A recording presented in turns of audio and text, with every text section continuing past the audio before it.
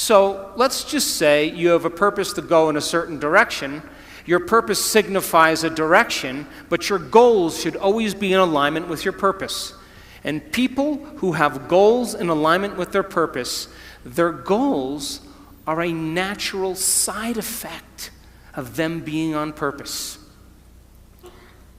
What do I mean by that? Let's just say you live in the United States, and you are living in Los Angeles, and your purpose was to go east. So you may set up the first goal to go from Los Angeles to Arizona. That's a short-term goal. And if you arrived at Flagstaff, Arizona, you would know that you were on purpose. Yes? And then you said, okay, my next goal is to make it to Santa Fe. I should say New Mexico. And if you arrive there, then you may go to Amarillo, Texas, and then, of course, Little Rock, Arkansas. All of these are in a direct alignment with going east, and then finally to Atlanta, Georgia. And if you kept clear on your purpose and you kept clear on your vision, then those goals would be a natural effect of you being on purpose. How many people are with me?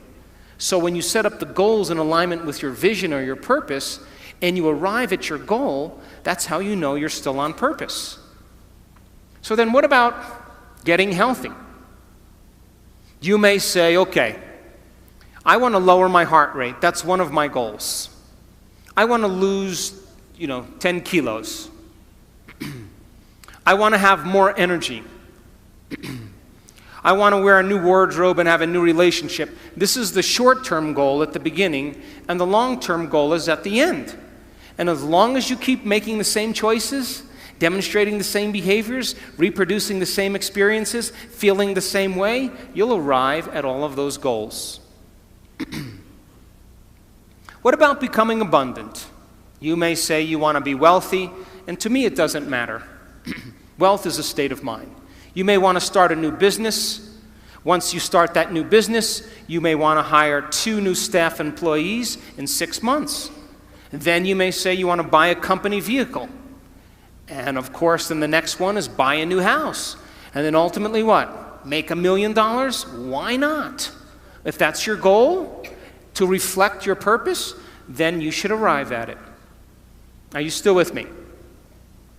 How about learning knowledge? Is there ever an end to knowledge? You may want to get an associate's degree. And then you may want to get a bachelor's degree.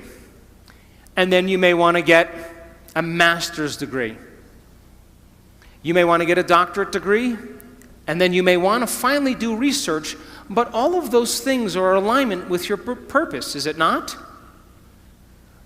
So what about this? Exploring space. Could you then, we placed the monkey in a spaceship. That was our first goal. Then we created satellites. And then we made it to the moon. And now we got technology to explore Mars. And then, of course, a distant planet.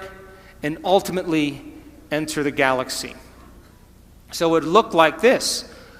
We send the monkey out into space, then we create a satellite, we go to the moon, we go to Mars, and as long as our goals are along the line of our vision, we'll always arrive at our destiny. Now, I want you to understand that there is a very specific formula for excellence. And the formula requires a person who has a clear purpose. But there are 2 other ingredients that put this together. The first thing is called competence. You know what competence is? Somebody who does something really well. The more competent they are, the better they are at doing something. The third thing is called accountability. Accountability means if you say you're going to do something, you do it. And if someone asks you to do something, you do it really well. And if you combine a person who's on purpose with a high level of competence and accountability, you have excellence in an individual. I run 3 companies, and all 3 companies, my teams, are very high on their purpose scale. They better align with my purpose. They have a very high level of competence, and they are very high on the accountability scale. And I don't even bother them. I never even manage them. Because if they're not competent, accountable, and on purpose, they're going to stand out with the rest of the culture, and other people are going to be doing their job, and they are not going to keep up. And I say to my staff, I run an Olympic-level team. You have to be able to play at an Olympic level. If you can't be competent and accountable on purpose, there's nothing personal. We just have to cut you because we're moving at a fast pace.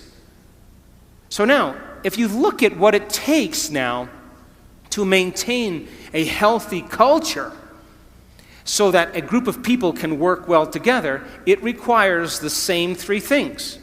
A person who has a clear purpose, let's say your purpose was to change the world and my purpose was to change the world. And if you and I shared the same purpose, we would be heading in the same direction. Would you agree? And if we're headed in the same direction, that movement in the same direction begins to create what's called trust. That invisible thing called trust. And if you're competent and accountable in moving in that direction, and I'm competent and accountable and moving in the same direction, you have trust in a community. And one of the biggest problems in the United States, companies that want to become Fortune 100 companies, this is their problem. Nobody trusts anybody because they're too competitive, they're angry, they have no emotional intelligence, they don't know how to work together in teams, and because of that, they have no trust in the community and the culture can't sustain itself. Are you with me still? So now, why do we lose sight of our purpose? Why do we lose sight of our vision? Why do we make the wrong choices? Why do we say we're going to do something and all of a sudden we do something else? And the number one reason is called stress. And when you see a predator in your life, like a lion or a cougar, you turn on a primitive nervous system called the fight or flight nervous system. And the moment you turn on that fight or flight nervous system, you are going to mobilize enormous amounts of energy to prepare yourself for some threat in your external environment. Now, Mexico, this is pretty adaptive. If you're being chased by a lion, you better have the energy. So when that happens, you're moved out of balance. Your pupils dilate, your salivary juices shut off, not a time to eat an enchilada. Your respiratory rate changes, your heart rate changes, and blood is sent to your extremities, and you're either going to run, fight, or hide. That's your three options. Run away, fight back, or freeze and hide. That's what people do. But what if it's not a lion? What if it's your mother-in-law? And you've had some tough experiences with your mother-in-law. Do you know that you'll react to your mother-in-law just like she was a lion? Now, what was once highly adaptive is now very maladaptive. Because as you see the coworker, as you respond to the news, as you make a judgment, as you get angry, you are turning on the same system as if you were being chased by a predator. And you are moving your brain and body out of balance. And the definition of stress is when your body moves out of balance. And all organisms in nature can tolerate short-term stress. The zebra gets chased by the lion. The zebra sees the lion, mobilizes all this energy, and now it escapes the lion. 15 minutes later, it goes back to grazing, and the event is over, and the body returns back to homeostasis. But human beings, we can turn on the stress response just by thought alone. Bills are adding up, rent is overdue, problems at work, and as you think about those problems, you turn on the stress response just by thought alone. And when you turn on the stress response and you can't turn it off, you are headed for some disease. Because no organism in nature can live in emergency mode for extended periods of time and expect to function healthily. So then reason this. The scientific facts are that 70% of the time people are living in stress. And when you live in stress, it's not a time to create. When you live in stress, it's not a time to be defined by a vision of the future. When you live in stress, it's not a time to go within or to learn. When you live in stress, all of your attention is on the outer world and not on the inner world because there's danger out there. And so people stop creating when they're living in stress, and now they are viewing their life through a lens of the past, and they lose sight of where they're going. So here's that definition where I talked about of creating different states of being. You react to an experience in your life. If you allow the chemicals to run for hours or days, all of a sudden you say, I'm in a mood. If it lasts for weeks or months, I have a bad temperament. If it lasts for years on end, it's part of my personality. And all you need is one experience to do this, and you'll forget about your vision. So we live in two states of mind. Our animal nature is to live in survival and to live in stress. And the chemicals of stress are highly addictive. Fear, anger, hostility, violence, anxiety, insecurity, guilt, shame, sadness, unworthiness, depression, they are all created from the hormones of stress. When people live by this state, they use the problems and conditions in their life to reaffirm the addiction to that emotion.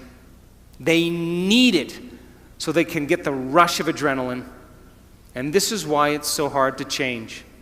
Because it is a scientific fact that the long-term effects of the hormones of stress push the genetic buttons and create disease. And I just said you can turn on the stress response just by thought alone. That means your thoughts can make you sick. So if your thoughts could make you sick, is it possible that your thoughts could make you well? That's what our research is about. And if you know that the hormones of stress are highly addictive, and you can turn on the stress response just by thought alone, you can become addicted to your own thoughts. And this is why change is so hard. Because people cling to those emotions because it makes them feel something. So living in survival is living in stress. It's being in what's called catabolism or tissue breakdown. There's disease, there's imbalance, there's degeneration, the emotions of fear and anger and sadness. People tend to be selfish when they live by the hormones of stress because when you're under stress, you got to take care of yourself. So keep putting things bad on the news, keep creating fear, keep showing war, keep people feeling less than, and of course, they'll stay selfish and never create community. It's a great way to control people. When you're living in stress, you focus on three things: everything in your environment, your body, and time. Because if you're being chased by a lion, you're going to put your attention on your body, you're going to become aware of where you're going to run in your environment, and you're going to think about how much time you have. And if you live by the body, the environment, and time, you are not being defined by a vision. Because a vision has nothing to do with your body, the environment, and time. It has to do with a thought. So then you're in emergency mode, you'll get very object-focused, you'll focus on something over and over again. How many people have problems and you keep thinking about your problems over and over again, over and over again? That's how survival works in the brain. You keep focused on your problems. You feel separate from possibility. You define reality with your senses. You're living by cause and effect. You don't see any possibilities. Of course, your brain and heart are incoherent. We've measured this thousands of times. In other words, when you are impatient and you're frustrated and you're angry, your brain gets out of balance. And when your brain gets incoherent, you get incoherent. We measure people's hearts. We just came from a beautiful event in Cabo San Lucas in Los Cabos, 500 people, training them how to train their brain and hearts. When you're